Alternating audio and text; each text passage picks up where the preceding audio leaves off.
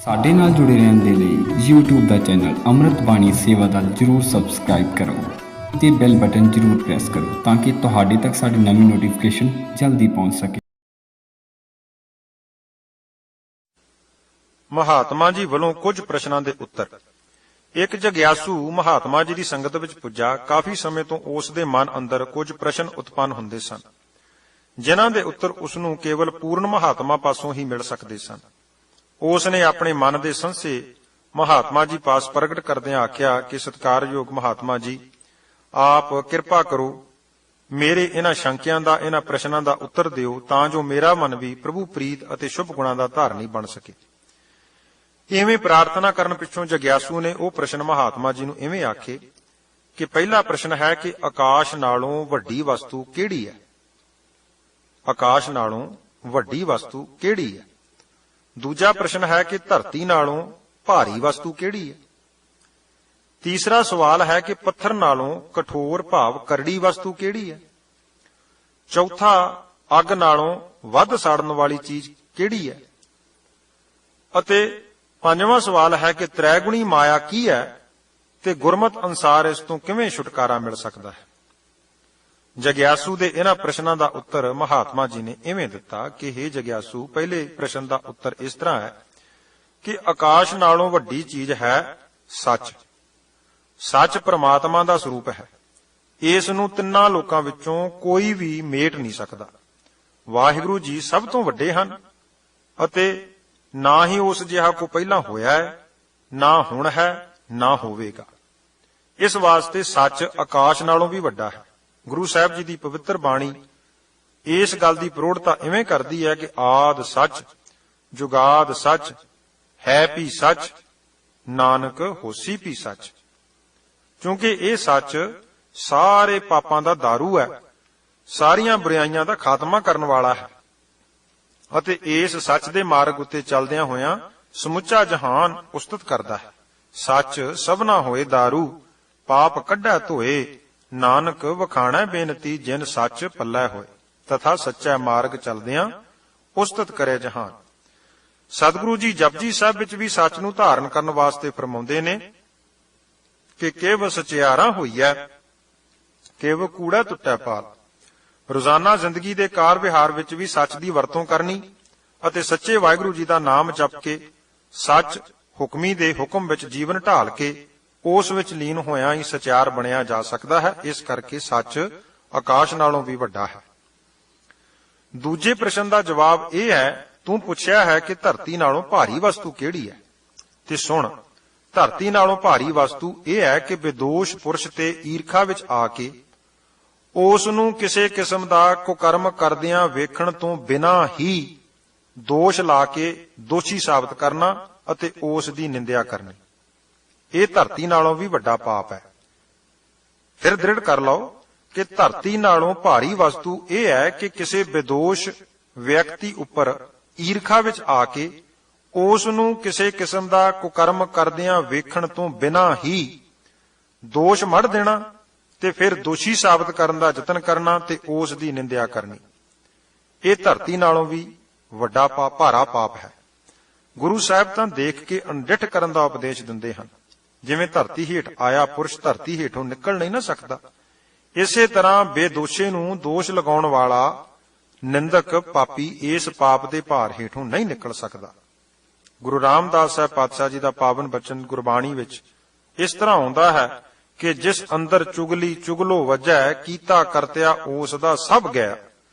ਨਿਤ ਚੁਗਲੀ ਕਰੇ ਅਣਹੋਂਦੀ ਪਰਾਈ, ਮੂੰਹ ਕੱਢ ਨਾ ਸਕੈ ਉਸ ਦਾ ਕਾਲਾ ਪੈ।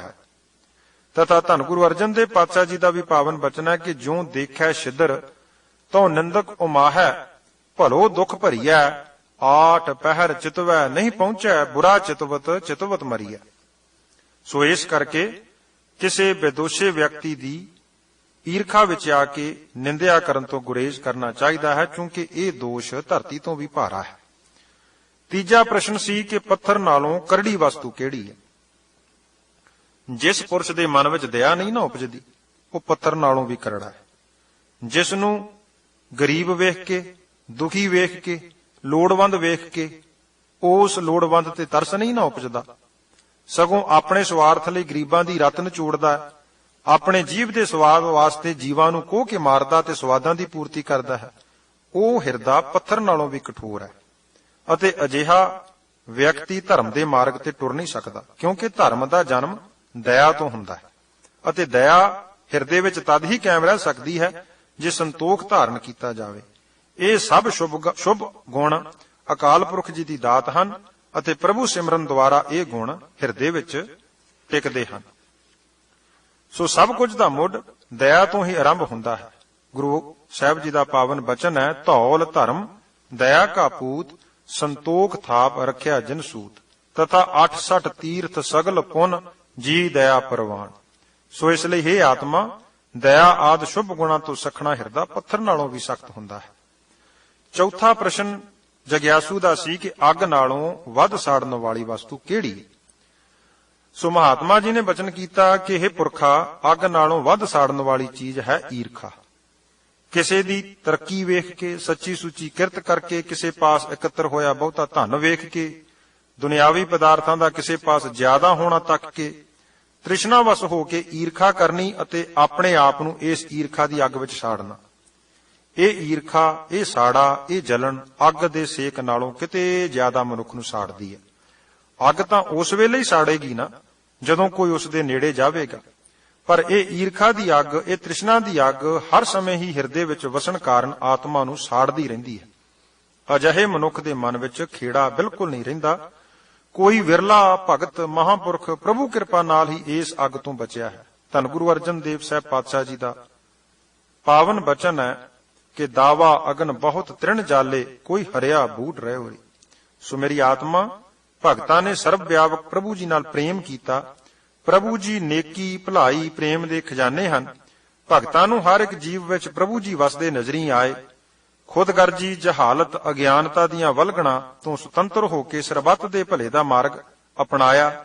ਗੁਰੂ ਸਾਹਿਬ ਜੀ ਨੇ ਜਾਤ, ਰੰਗ, ਨਸਲ, ਵਰਣ, ਆਸ਼ਰਮ, ਊਚ ਨੀਚ ਦੀਆਂ ਸਭ ਵੱਟਾਂ ਵਿਤਕਰੇ ਢਾਹ ਕੇ ਜਾਤ ਅਭਿਮਾਨੀਆਂ, ਚੌਧਰ ਦੇ ਭੁੱਖੇ, ਰਾਜਸੀ ਮਦ ਵਿੱਚ ਮਤਵਾਲੇ ਹੋਏ ਜਰਵਾਣਿਆਂ ਵੱਲੋਂ ਤ੍ਰਿਸਕਾਰੇ, ਲਤਾੜੇ, ਨਿਆਸਰੇ ਲੋਕਾਂ ਨੂੰ ਗਲ ਲਾਇਆ।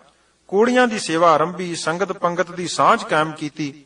ਭਾਵੇਂ ਉਸ ਵੇਲੇ ਆਪਣੇ ਆਪ ਨੂੰ ਉੱਚ ਸਮਝਣ ਵਾਲਿਆਂ ਨੇ ਸਤਿਗੁਰੂ ਜੀ ਨੂੰ ਕੁਰਾਈਆ ਵੀ ਕਿਹਾ, ਪਰ ਗੁਰੂ ਨਾਨਕ ਸਾਹਿਬ ਪਾਤਸ਼ਾਹ ਜੀ ਦੀ ਪੰਜਵੀਂ ਜੋਤ ਧੰਨ ਗੁਰੂ ਅਰਜਨ ਦੇਵ ਜੀ ਬਚਨ ਕਰਦੇ ਨੇ ਕਿ ਬਿਸਰ ਗਈ ਸਭ ਤਾਤ ਪਰਾਈ, ਜਬ ਤੇ ਸਾਧ ਸੰਗਤ ਮੋਹਿ ਪਾਈ, ਰਹਾਓ ਨਾ ਕੋ ਬੈਰੀ ਨਹੀਂ ਬੇਗਾਨਾ, ਸਗਲ ਸੰਗ ਹਮ ਕੋ ਬਨ ਆਈ, ਜੋ ਪ੍ਰਭ ਕੀਨੋ ਸੋ ਭਲ ਮਾਨਿਓ, ਇਹੋ ਸਮਤ ਸਾਧੂ ਤੇ ਪਾਈ, ਸਭ ਮੈਂ ਰਵ ਰਹਿਆ ਪ੍ਰਭ ਏਕੈ, ਪੇਖ ਪੇਖ ਨਾਨਕ ਬਿਕਸਾਈ। ਇਸ ਲਈ हे ਮੇਰੀ ਆਤਮਾ, ਇਹੋ ਗੁਰਮਤਿ ਦਾ ਮਾਰਗ ਹੈ ਜਿਸ ਤੇ ਟੁਰਿਆਂ ਸਭ ਅਵਗੁਣ ਖਤਮ ਹੋ ਜਾਂਦੇ ਹਨ ਤੇ ਗੁਣਾਂ ਦੀ ਦਾਤ ਪ੍ਰਾਪਤ ਹੋ ਜਾਂਦੀ ਹੈ। ਸੰਤ ਮਹਾਤਮਾ ਭਗਤ ਸਭ ਸੱਚ ਮਾਰਗ ਤੇ ਟੁਰ ਕੇ ਸਚਿਆਰ ਬਣੇ ਅਤੇ ਪ੍ਰਭੂ ਜੀ ਦੇ ਚਰਨਾਂ ਕਮਲਾਂ ਦੀ ਪ੍ਰੀਤ ਵਿੱਚ ਲੀਨ ਹੋਏ।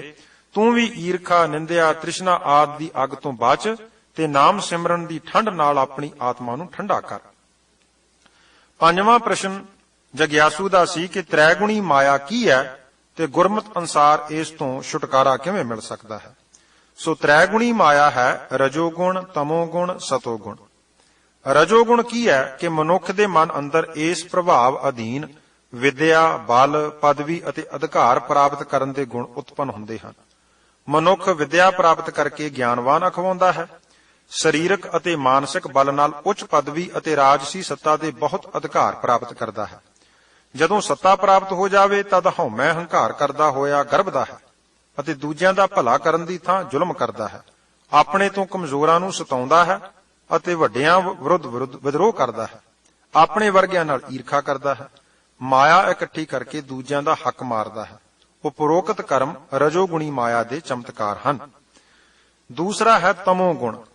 ਤਮੋਗੁਣ ਦੇ ਪ੍ਰਭਾਵ ਸਮੇਂ ਮਨੁੱਖ ਸਰੀਰ ਦੇ ਭੋਗਾਂ ਵਿੱਚ ਗਲਤਾਨ ਹੋ ਕੇ ਸਰੀਰਕ ਭੁੱਖਾਂ ਪੂਰੀਆਂ ਕਰਦਾ ਹੈ, ਪਰ ਭੋਗਾਂ ਦੀਆਂ ਰੰਗੀਨੀਆਂ ਅਤੇ ਯਾਦਾਂ ਉਸ ਦੀ ਭੁੱਖ ਵਧਾਉਂਦੀਆਂ ਤੇ ਭੜਕਾਉਂਦੀਆਂ ਨੇ। ਪਸ਼ੂ ਬਿਰਤੀ ਵਾਲੇ ਸਭ ਕਰਮ ਤਮੋਗੁਣ ਦੀ ਹੀ ਪੈਦਾਵਾਰ ਹਨ। ਤੀਜਾ ਗੁਣ ਹੈ ਸਤੋਗੁਣ। ਇਸ ਪ੍ਰਭਾਵ ਸਮੇਂ ਮਨੁੱਖ ਦੇ ਮਨ ਨੂੰ ਸ਼ੋਭਾ, ਜਸ, ਵਡਿਆਈ, ਉਪਮਾ ਅਤੇ ਮਾਨਤਾ ਦੀ ਭੁੱਖ ਵਿਆਪੀ ਰਹਿੰਦੀ ਹੈ। ਉਹ ਦਾਨ ਪੁੰਨ ਕਰਦਾ ਹੈ, ਸਕੂਲ, ਹਸਪਤਾਲ, ਸਰਾਵਾਂ, ਧਰਮਸ਼ਾਲਾਵਾਂ ਖੋਲ੍ਹਦਾ ਹੈ, ਮੰਦਰ ਬਣਾਉਂਦਾ ਹੈ, ਹੋਮ ਜੱਗ ਪਾਠ ਪੂਜਾ ਕਰਵਾਉਂਦਾ, ਤੀਰਥ ਯਾਤਰਾ ਕਰਦਾ, ਲੰਗਰ ਲਵਾਉਂਦਾ, ਸਰੋਵਰਾਂ ਆਦਿ ਵਿੱਚ ਇਸ਼ਨਾਨ ਇਤਾਦਿਕ ਕਰਦਾ, ਸੋਹਣੇ ਲੈਕਚਰ ਉਪਦੇਸ਼ ਕਰਦਾ, ਮਿੱਠੀ ਸੁਰਤਾਲ ਵਿੱਚ ਸ਼ਬਦ ਗਾਇਨ ਕਰਦਾ, ਭਲਾ ਭਲਾ ਅਖਵਾਉਣ ਦਾ ਯਤਨ ਕਰਦਾ ਰਹਿੰਦਾ ਹੈ। ਇਵੇਂ ਉਸ ਦੀ ਹਉਮੈ ਨੂੰ ਪੱਠੇ ਪੈਂਦੇ ਹਨ। ਉਸ ਦੇ ਮਨ ਨੂੰ ਸ਼ੋਭਾ ਤੇ ਵਡਿਆਈ ਦਾ ਨਿੱਘ ਮਹਿਸੂਸ ਹੁੰਦਾ ਹੈ। ਇਵੇਂ ਜ਼ੋਰ ਜ਼ੁਲਮ ਕਰਕੇ ਵੀ ਆਪਣੇ ਖਿਆਲਾਂ ਦਾ ਅਨੁਸਾਰੀ ਬਣਾਉਣ ਨੂੰ ਧਰਮ ਅਤੇ ਉਪਕਾਰ ਸਮਝਦਾ ਹੈ। ਇਹ ਸਾਰੇ ਸਤੋ ਗੁਣ ਦੇ ਚਮਤਕਾਰ ਹਨ। ਉਪਰੋਕਤ ਤਿੰਨਾਂ ਗੁਣਾਂ ਅਧੀਨ ਮਨੁੱਖ ਦਾ ਸਾਰਾ ਸਮਾਂ ਸੰਸਾਰਕ ਧੰਦਿਆਂ ਕਰਮ ਕਾਂਡਾਂ ਵਿੱਚ ਦੀ ਲੰਘ ਜਾਂਦਾ ਹੈ। ਡੂੰਘੀ ਨਜ਼ਰ ਨਾਲ ਵੇਖੀਏ ਤਦ ਮਨੁੱਖ ਦਾ ਸਾਰਾ ਸਮਾਂ ਤਿੰਨਾਂ ਗੁਣਾਂ ਦੇ ਪ੍ਰਭਾਵ ਵਿੱਚ ਹੀ ਲੰਘਦਾ ਹੈ। ਇੱਥੋਂ ਤੱਕ ਕਿ ਭਜਨ ਪਾਠ ਕਰਦਿਆਂ ਵੀ ਮਨ ਮਾਇਆ ਦੇ ਪ੍ਰਭਾਵ ਅਧੀਨ ਆਪਣੀ ਭਜ ਨੱਠ ਵਿੱਚ ਹੀ ਦੌੜਿਆ ਰਹਿੰਦਾ ਹੈ। ਜੇ ਕਿਤੇ ਸਤਿਗੁਰੂ ਜੀ ਦੀ ਮਿਹਰ ਸਦਕੇ ਸਤ ਸੰਗਤ ਮਿਲ ਜਾਵੇ ਤਦ ਤਿੰਨਾਂ ਗੁਣਾਂ ਤੋਂ ਉੱਪਰ ਮਨ ਉੱਠਦਾ ਹੈ। ਇਸ ਅਵਸਥਾ ਵਿੱਚ ਮਨੁੱਖ ਨੂੰ ਚਿਰ ਤੱਕ ਰਹਿਣ ਵਾਲਾ ਚਿਰੰਜੀਵੀ ਆਨੰਦ, ਖੇੜਾ, ਰਸ, ਸਵਾਦ ਆਉਂਦਾ ਹੈ। ਇਸ ਅਵਸਥਾ ਸਮੇਂ ਮਨੁੱਖ ਦਾ ਮਨ ਸਰਬ ਉੱਚ, ਸਰਬ ਵਿਆਪਕ, ਸਰਬ ਸ਼ਕਤੀਮਾਨ ਅਕਾਲ ਪੁਰਖ ਜੀ ਨਾਲ ਜੁੜਿਆ ਹੁੰਦਾ ਹੈ, ਕਿਉਂਕਿ ਆਨੰਦ ਦੇ ਬਖਸ਼ਣਹਾਰ ਵਾਹਿਗੁਰੂ ਜੀ ਹਨ। ਗੁਰਮਤਿ ਮਾਰਗ ਅਨੁਸਾਰ ਪ੍ਰਭੂ ਜੀ ਦੇ ਚਰਨਾਂ ਕਮਲਾਂ ਨਾਲ ਮਨ ਨੂੰ ਜੋੜਨ ਦਾ ਸਾਧਨ ਹੈ ਪ੍ਰੇਮਾ ਭਗਤੀ ਨਾਮ। ਇਹ ਨਾਮ ਗੁਰੂ ਸਾਹਿਬ ਜੀ ਦੇ ਦਰੋਂ ਘਰੋਂ ਮੌਜੂਦਾ ਵਿਧੀ ਅਨੁਸਾਰ ਅੰਮ੍ਰਿਤ ਛਕਣ ਦੁਆਰਾ ਪ੍ਰਾਪਤ ਹੁੰਦਾ ਹੈ। ਜਦੋਂ ਨਾਮ ਦੀ ਪ੍ਰਾਪਤੀ ਪਿੱਛੋਂ ਨਾਮ ਦੀ ਕਮਾਈ ਕਰਕੇ ਹਉਮੈ ਦਾ ਤਿਆਗ ਹੁੰਦਾ ਜਾਵੇਗਾ, ਮਨੁੱਖ ਦੀ ਆਤਮਾ ਤਿਉਂ-ਤਿਉਂ ਪ੍ਰਮਾਤਮਾ ਵਿੱਚ ਲਵਲੀਨ ਹੁੰਦੀ ਜਾਵੇਗੀ। ਇਸ ਤਰ੍ਹਾਂ ਤ੍ਰੈਗੁਣੀ ਮਾਇਆ ਦਾ ਪ੍ਰਭਾਵ ਖਤਮ ਹੋ ਜਾਵੇਗਾ। ਇਸ ਦੇ ਛੁਟਕਾਰੇ ਦਾ ਸਾਧਨ ਹੈ ਸਾਧ ਸੰਗਤ, ਸੇਵਾ ਅਤੇ ਸਿਮਰਨ। ਇਵੇਂ ਗੁਰਮੁਖ ਮਾਇਆ ਵਿੱਚ ਰਹਿੰਦਿਆਂ ਹੋਇਆਂ ਉਦਾਸ ਰਹਿੰਦਾ ਹੈ। ਉਹ ਮਾਇਆ ਨੂੰ ਤਿਆਗਦਾ ਨਹੀਂ, ਸਗੋਂ ਉਹ ਮਾਇਆ ਦੇ ਗੁਣਾਂ ਤੇ ਭੋਗਾਂ ਤੋਂ ਲਾਭ ਲੈਂਦਿਆਂ ਉਹਨਾਂ ਦੀ ਸੁਚੱਜੀ ਵਰਤੋਂ ਕਰਦਾ ਹੈ, ਦੁਰਵਰਤੋਂ ਨਹੀਂ ਕਰਦਾ। ਭਾਵ ਕਿ ਮਾਇਆ ਨੂੰ ਪ੍ਰਭੂ ਜੀ ਦੀ ਦਾਤ ਸਮਝਦਾ ਹੋਇਆ, ਆਪਣੇ ਆਪ ਨੂੰ ਪ੍ਰਭੂ ਜੀ ਦੀ ਅੰਸ਼ ਸਮਝਦਾ ਹੋਇਆ ਉਸ ਅਕਾਲ ਪੁਰਖ ਜੀ ਨਾਲ ਇੱਕ ਮਿਕ ਹੋਣਾ ਚਾਹੁੰਦਾ ਹੈ, ਕਿਉਂਕਿ ਪ੍ਰਭੂ ਜੀ ਨੇ ਇਹ ਮਾਇਆ ਸਾਜੀ ਹੋਈ ਹੈ। ਗੁਰਮੁਖ ਸਮਝਦਾ ਹੈ ਕਿ ਉਸਨੇ ਸਤਿਗੁਰੂ ਦੀ ਚਰਨ ਸ਼ਰਨ ਵਿੱਚ ਰਹਿੰਦਿਆਂ ਭਵ ਸਾਗਰ ਨੂੰ ਪਾਰ ਕਰਕੇ ਕਿਸੇ ਉੱਚੜੇ ਦੇਸ਼ ਅੱਪੜਨਾ ਹੈ, ਜਿਸ ਨੂੰ ਗੁਰਮਤਿ ਨੇ ਸਹਿਜ ਅਵਸਥਾ ਆਖਿਆ ਹੈ। ਹੇ ਮੇਰੀ ਆਤਮਾ, ਗੁਰੂ ਸਾਹਿਬ ਜੀ ਦੀ ਮਿਹਰ ਨਾਲ ਇਹ ਅਵਸਥਾ ਪ੍ਰਾਪਤ ਹੁੰਦੀ ਹੈ। ਧੰਨ ਗੁਰੂ ਅਮਰਦਾਸ ਸਾਹਿਬ ਜੀ ਦਾ ਪਾਵਨ ਬਚਨ ਹੈ ਕਿ ਇਹ ਮਾਇਆ ਜਿਤ ਹਰ ਵਿਸਰੈ, ਮੋਹ ਉਪਜੈ ਭਾਉ ਦੂਜਾ ਲਾਇਆ, ਕਹਿ ਨਾਨਕ ਗੁਰ ਪ੍ਰਸਾਦੀ ਜਿਨ੍ਹਾਂ ਲਿਵ ਲਾਗੀ ਤਿਨੀ ਵਿੱਚੇ ਮਾਇਆ ਪਾਇਆ।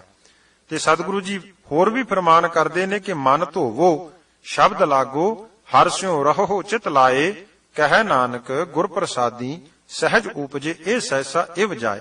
ਸੋ ਗੁਰਮੁਖ ਪਿਆਰਿਓ, ਤ੍ਰੈਗੁਣੀ ਮਾਇਆ ਦਾ ਪ੍ਰਭਾਵ ਅਤੇ ਇਸ ਦੇ ਉਤਪੰਨ ਕੀਤੇ ਸੰਸੇ ਸਤਿਗੁਰੂ ਜੀ ਦੀ ਕਿਰਪਾ ਨਾਲ, ਮਨ ਧੋਣ ਨਾਲ ਅਤੇ ਸ਼ਬਦ ਦੀ ਕਮਾਈ ਨਾਲ, ਸਿਮਰਨ ਨਾਲ ਸਹਿਜੇ ਹੀ ਖਤਮ ਹੋ ਜਾਂਦੇ ਹਨ।